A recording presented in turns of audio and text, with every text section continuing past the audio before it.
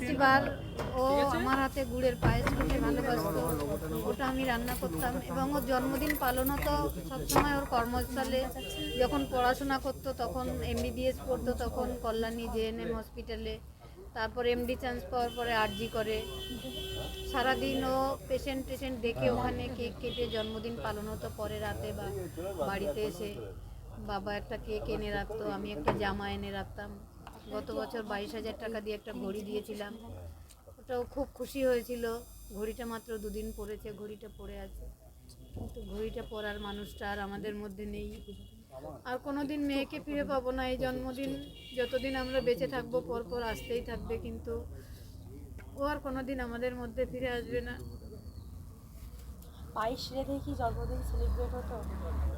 হ্যাঁ, প্রত্যেক বছরই হতো এটা। ওর ছোটোবেলা থেকেই ও পায়েস খেতে ভীষণ ভালোবাসতো, নতুন গুড়ের পায়েস।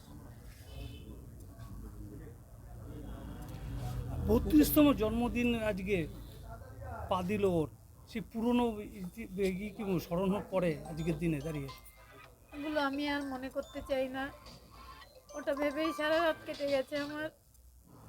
একটু নামাও দিকে যাচ্ছে। আজকে আপনারা কোথায় যাচ্ছেন, কি করবেন? এখন যে অভয়া ক্লিনিক হচ্ছে ওখানে যাচ্ছি, তারপর বিকালে কলেজ স্কোয়ারে যে জনসভা হবে ওখানেও যাব। আপনাদের বাড়ির সামনে একটা হওয়ার কথা ছিল, হ্যাঁ, ওখানেও থাকবো আমরা।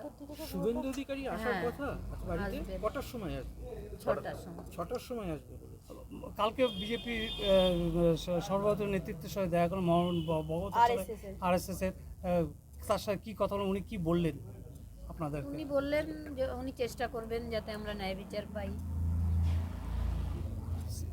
আশ্বাস পেলেন কিছু আসার কথা কথা বলে কতটা হ্যাঁ, আশ্বাস পেয়েছি। কাকু রেশমি